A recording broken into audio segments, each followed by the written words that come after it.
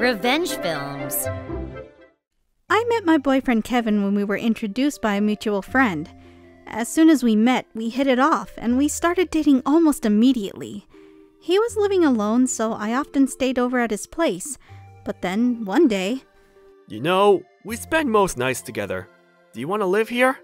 Kevin was the first to suggest it, and I moved in and we started living together. However, I was still a college student at the time, and I knew that I couldn't put the priority of school at risk, so I made sure that I was taking my birth control pill every single day without fail. But then, one day, it's been over 1 month since my last period, but it still isn't here. Could this be? No, surely there's no way. I've been taking my pill every single day. My period didn't come, so I was worried, and I went to the pharmacy to buy a pregnancy test. I was terrified as I took it and checked the results, and was shocked to see that it was positive. But why? Even though I've been taking the birth control every day? I couldn't wrap my head around the reality facing me. That's because as long as I was still a college student, I couldn't have a child. That's what I thought. However, that being said, I also couldn't bring myself to just quickly get an abortion either. I felt like I was going to crumble from how terrible I felt, but I decided to go back to my parents' house to tell them about my situation.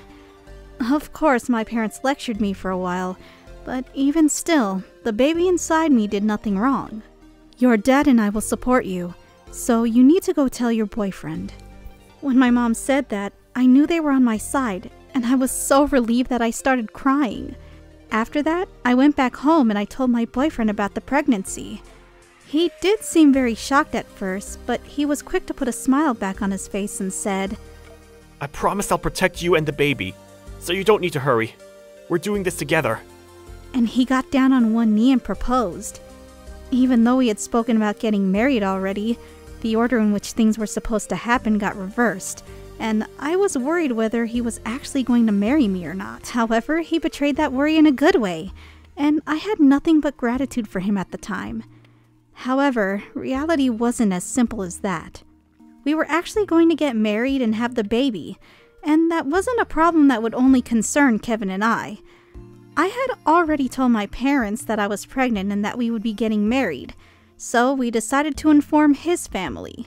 I hope they're as excited about this as we are. I foolishly hoped as I arrived at their house, but as soon as I was in front of his mother, that hope came crashing down. Her very first words to me were, So, I heard you're pregnant right now. I bet you set this up because you wanted to marry our son, didn't you? No, not at all. I was really careful. I was taking my birth control pill every single day, so that something like this wouldn't happen. Interesting. If you say that you're taking the pill, then my son would feel safe too, wouldn't he? I'm guessing that you took advantage of that and got yourself pregnant. That's not true at all. Even after that, she continued to complain from start to finish. I was suddenly about to become a mother to a baby, and even though I had the support of my parents and my boyfriend, my mental state at that time was very unstable. Because of that, I was extremely shocked by Kevin's mother's straightforward rudeness, and that day, I left his house like I was running away.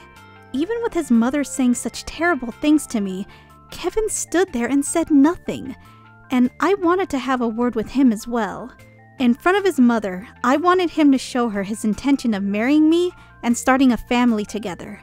But instead, he just stood there in silence, watching his mother and I go back and forth. Seeing this unreliable side of him, I started to get really uneasy about the marriage and giving birth. But then, a few days after that, Kevin's mom suddenly showed up at our house.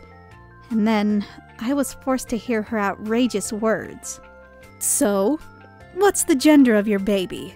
What? The gender? We were thinking about keeping that as a surprise for after he or she is born, so we've asked the doctors to not tell either of us. Oh dear, it's a very important thing, so you need to ask them. What? Is it better that we ask? Because his mom said that, I assumed that maybe she wanted to know the gender because otherwise it might be hard to buy clothes for the new baby. If that were the case, that would have meant that she was excited about the baby, and it made me happy. And if that was the reason, then I thought it might be fine to find out the gender. But then, terrifying words came out of her next. Of course it is. Because of our lineage. It's imperative that it's a boy. If it's a girl, then there's no need for it, and you'll have to hurry up and get an abortion. Otherwise, if it gets too big, then you won't be able to abort it. What are you saying? That you won't need it if it's a girl? There's no way that's a thing! I was devastated by what a selfish thing that was for her to say. Even still, Kevin just stood next to me saying nothing. Hey, can't you say something? You're being told that your child is not needed. You don't think anything of that? Mom is saying it to you, so even if I get involved... All that came out of his mouth was this pathetic excuse. When we were living together, he was so kind, but it became clear to me that the real Kevin was an unreliable man who couldn't say a word back to his own mother. Anyway, I'm going to give birth to the baby. And it doesn't matter whether it's a boy or a girl, I said, but certainly I won't forgive you for that. If a girl is born, it's an embarrassment, so you better abort it no matter what. We don't need that. After threatening me like this, Kevin's mother stormed out the door. My husband wasn't defending me one bit, and I could feel my love for him declining at a rapid speed. I was mixed with a feeling that getting married to him at this rate wouldn't be good, and also feeling disillusioned, and I was starting to feel more and more hopeless. Then one day, I was heading towards the bus stop to go for a checkup at the hospital that day, and while I was waiting across the street, I suddenly felt somebody shove me from behind, and my body was flung out into the middle of the road. Ah! Even though a car was coming from right in front of me, I was so overcome with fear and panic that my body wouldn't move one bit. However, a few people that I was waiting at the stoplight with immediately got involved, and thankfully, there were no injuries. However, at that moment, I saw it clearly. Kevin's mother glaring at me with a terrifying look on her face. Well, why is Kevin's mom here right now? Wait a minute. Was she the one that just pushed me from behind? When I saw that face, I strongly felt like I couldn't trust anybody in that family. Not only me, but the baby in my stomach was also about to be killed. Of course, I reported the incident to Kevin, but... Are you sure you weren't just seeing things? Was his response, and he refused to fully accept what happened.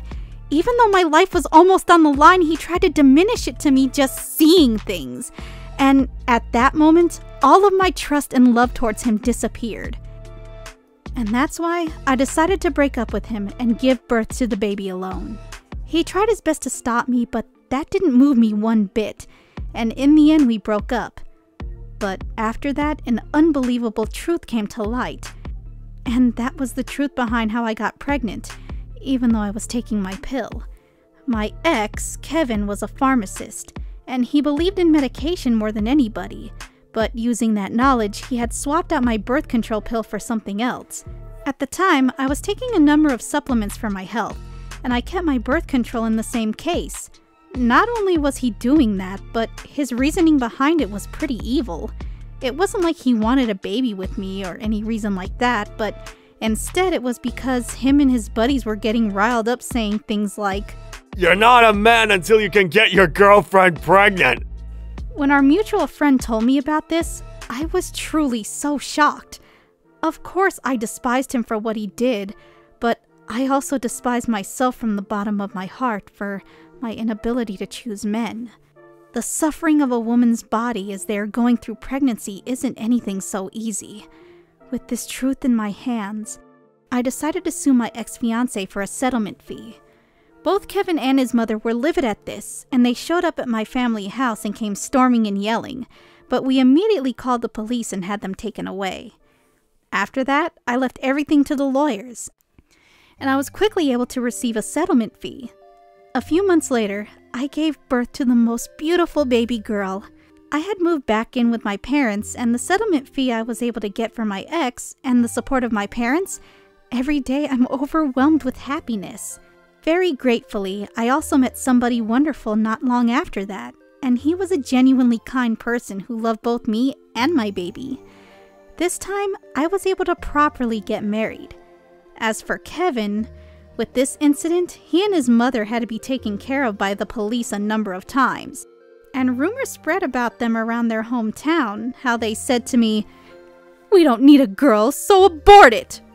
Everybody found out about those words, and he was shunned by all of the women who refused to go anywhere near him. But of course, that's only obvious.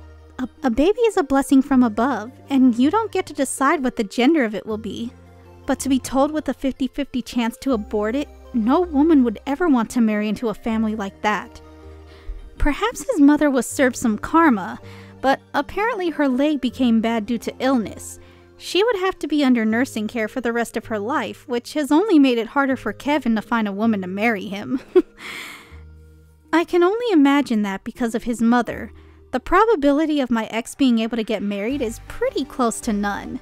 This is what they call cause and effect, isn't it? How was today's video? If you enjoyed it, please subscribe, like, and leave a comment. Stay tuned for more.